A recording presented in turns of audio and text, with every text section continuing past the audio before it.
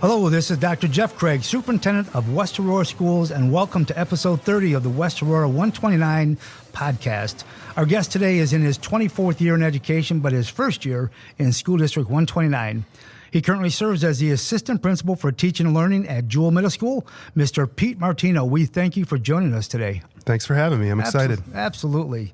We've got a variety of really fun questions, I think, and really want to get our audience, our community, to get to know who you are in the West Aurora school community. So if you can tell us a little bit about yourself, probably something we can't read in your resume, and then what brought you to a career as an educator?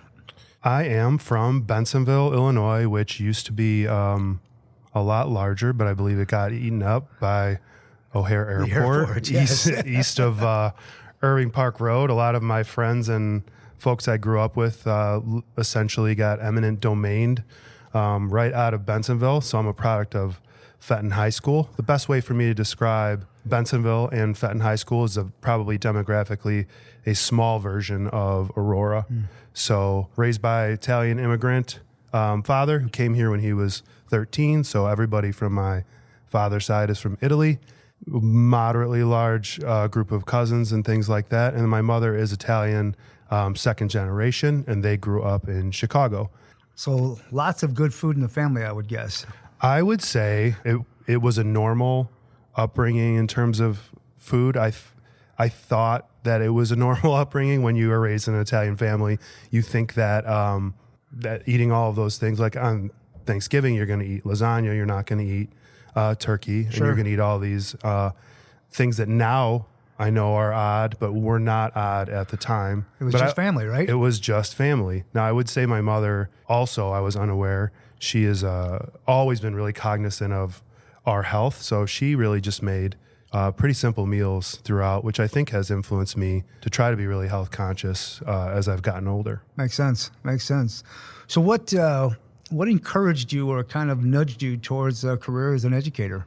Well, I thought that I was going to be a professional football player, and that certainly didn't pan out. I am on a great day, 5'11", 220, and that just did not do it in the end. I think I was always a naturally good English language arts student, although I don't think I was a particularly strong student growing up. Education was not something in my house that was tracked or encouraged. It was more or less something that you did, but you were to go to work. And all of my extended family is in the trades. Sure. So my sister and I were the only two that inevitably went to college out of everybody. I think I gravitated toward, once I gave up, I went to Elmhurst College, and that was a kind of sad football experience for me. And I think by maybe year 2 or 3, realized that I was part of a very untalented organization who didn't care that much about football. Now, this is 1996-ish. Okay. Year of the Olympics. Yeah.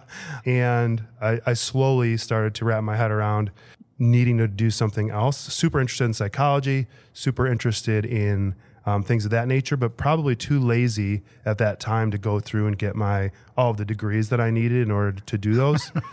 So I think I defaulted to being at a teacher school, and I wasn't necessarily even aware of that. I ended up majoring in English secondary education because I was good at it. So it became something that I thought was easy for me to do. Sure, it was in your wheelhouse. Yep. I find I chuckle because when you say self-described, I was too lazy to go get some of these other pieces that may have fit into my interest path, but for sure, kind of defaulted a little bit. So this, I'm sure you've gotten this several times. You've, as I shared earlier, this is your 24th year in your education career. What brings you to West Aurora District 129? It's a great question. West Aurora is a place that, so in working at West Chicago for the last 20 years, I have always been around Aurora. I had coached at West Chicago. We had played against West Aurora. I had been to some of the events, and the more I became exposed to West Aurora, the more I became intrigued by it, and the more I watched it. Inevitably, what made me realize that it was something I needed to do was family and people.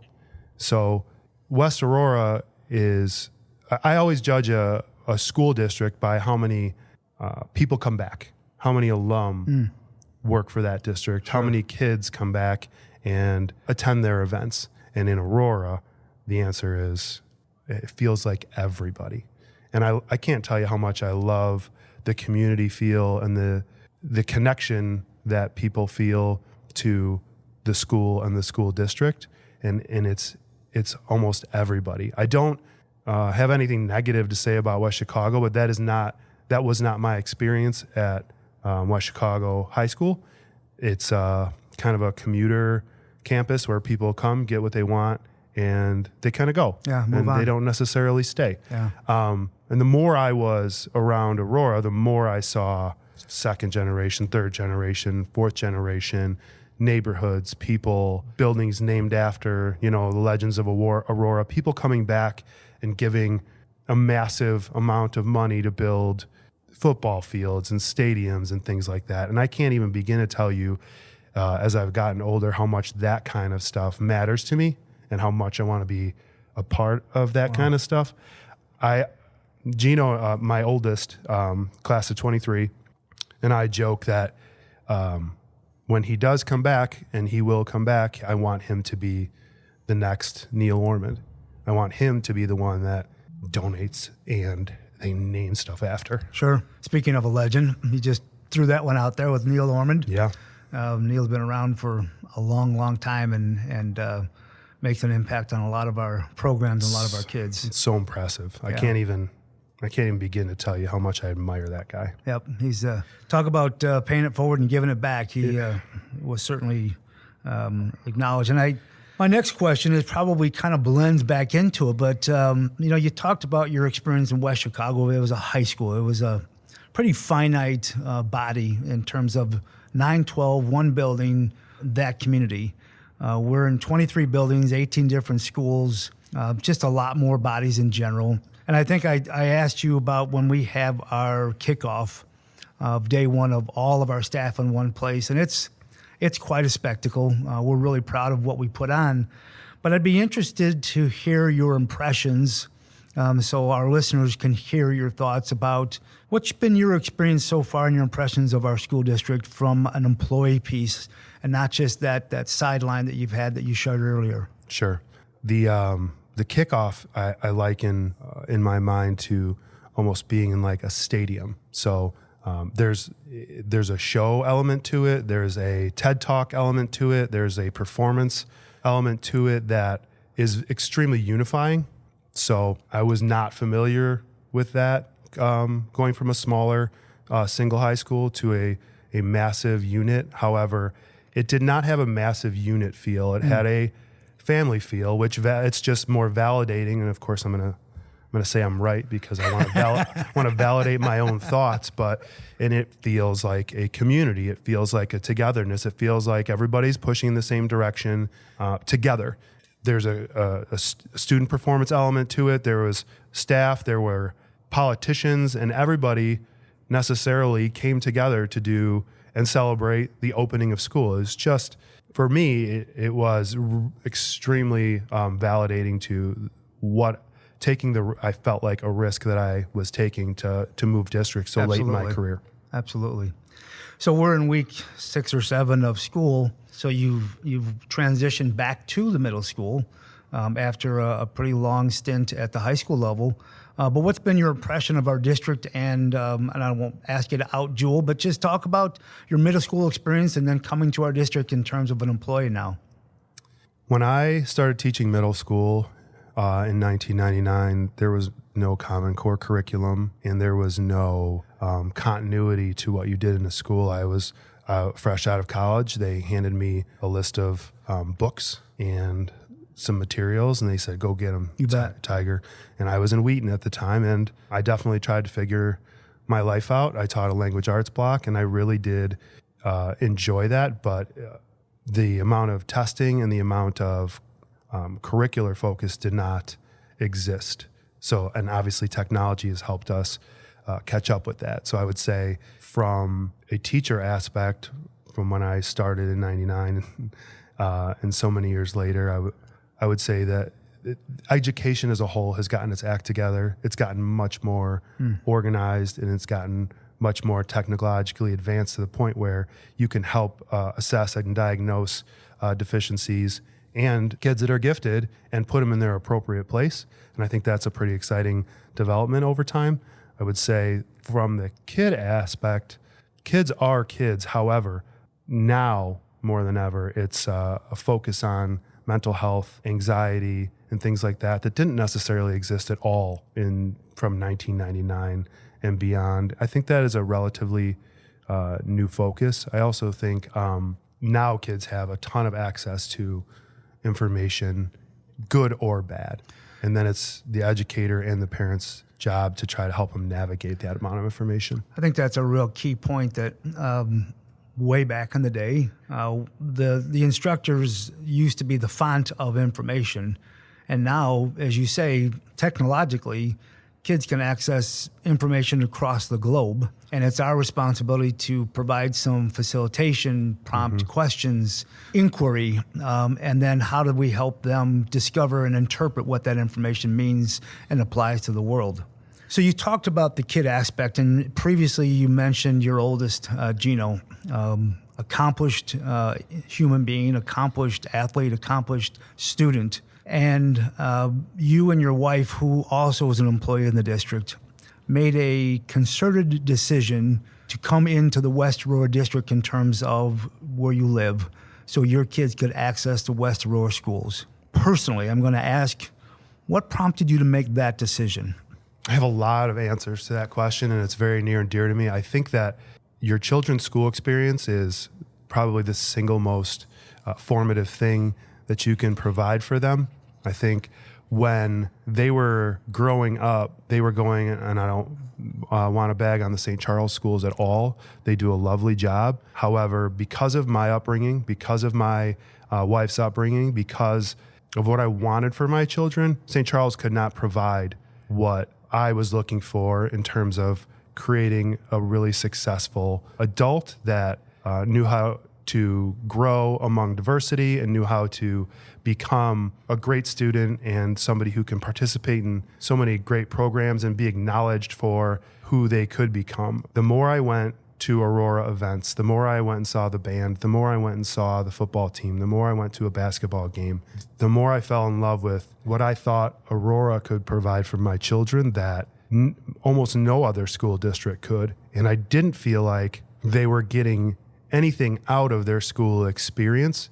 And I think we would take them to events and they were in awe of the things that were going on in Aurora because everything is just bigger and better in a lot of ways. And it's so big and it's so much better because of the amount of participation. And that's something I wanted to provide for my kids. I wanted to provide a place that you can become anything you want it to be, whether it is you wanted to go to the Ivy Leagues or you wanted to become an underwater welder. Aurora can do that for you. And that's super important to my wife and I because I'm definitely a micromanager of my kids' future, but not in the way that you might think. Not in a limiting way. No, Yeah.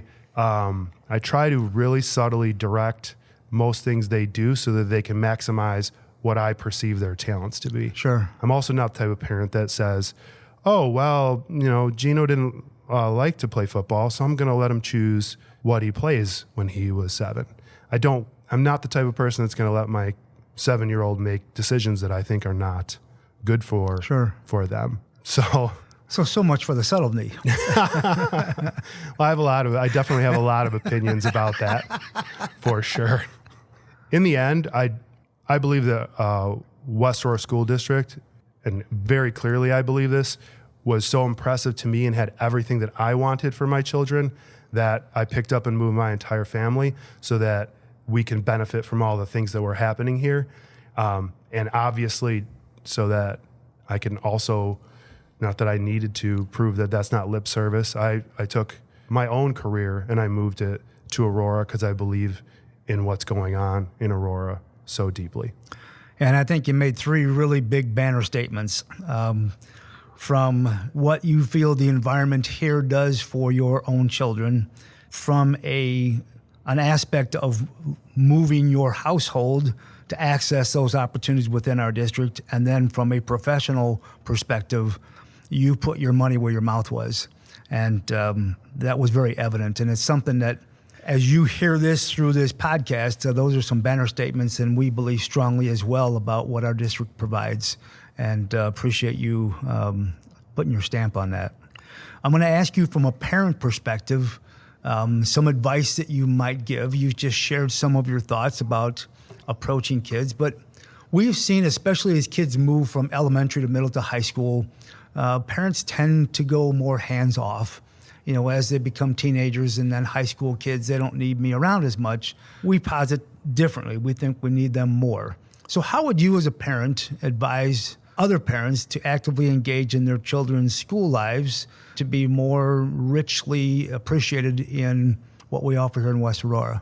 I think Aurora has a lot of opportunities for parent involvement. One of the larger ways I think parents can and should get involved is through a sports booster or something where they can be an adjunct to supporting the activities, clubs, or sports that their children are doing. Good booster club right there. A little shout out for the boosters. But in all honesty, the last thing I think a parent should do is go and solve their kids' problems and issues. If they're having an issue with a teacher, I don't necessarily think the parent should reach out to the teacher. I think that the first thing they should do is have the child reach out to the teacher and try to work it out that way. I've done that with my own children when they come home and say, you know, I so-and-so make up work. This isn't fair. That isn't fair. The best thing a parent can do is help their kid become more and more independent academically.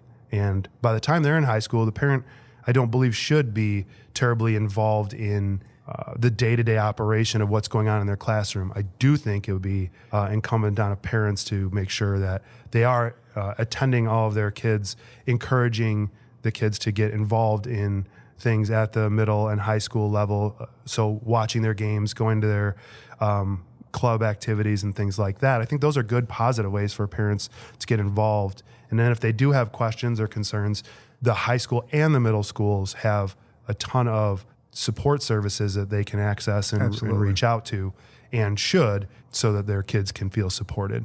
And I appreciate that's great advice, and I hope people hear that encouragement of participation and access, because I think we're pretty transparent. You know, a lot of folks, as you are now as an administrator, you go to those events and you see those parents. If there's a question, just hey, let's have that discussion. Mm-hmm.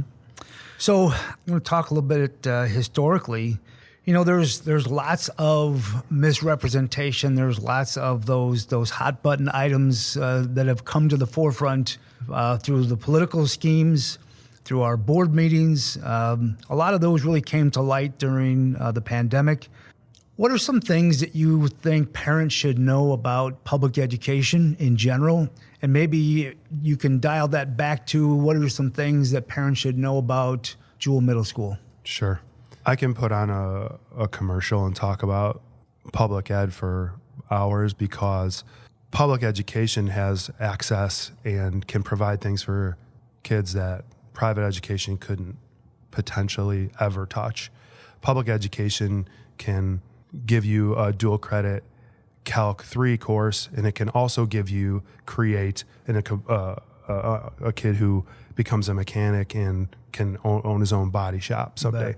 Public education can extend and offer you anything and everything you ever wanted for your child in whatever avenue they want. Private education cannot do any of those things. They're just essentially a prep school for whatever 5 colleges that you perceive are, you know, top tier for your kids. But a public education can do that in spades also. And in a lot of ways, I'll go back to Gino really quickly. Gino got into, I think, a pretty prestigious college.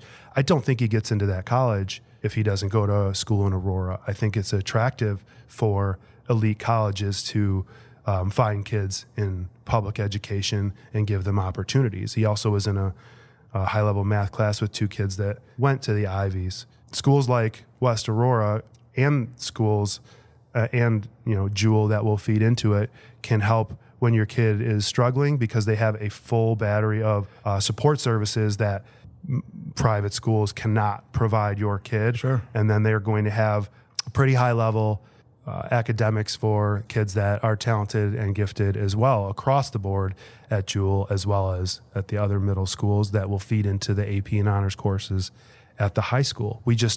The district has so many offerings for whatever your kid would ever want to do, whether they want to sing or dance or play an instrument. They have everything you want, and they have it at a level that can get you whatever it is you want from it. And that, I think, going back to your previous questions, is what makes Aurora better than most other places. They are good at almost everything in terms of, like, we have kids that get athletic scholarships. We've had National Players of the Year, and we've also had, I know, kids on the East Coast doing underwater welding and making a great living doing that kind of thing. And Aurora does all that stuff. Privates can never do that. Yeah, we got kids going to Notre Dame and kids going to community colleges, walking the halls, and they don't even compare those notes. They just know that's their preference. No, and there's something for everybody. And in between, there's all of this support programming for kids when they slip up, and that is hugely important.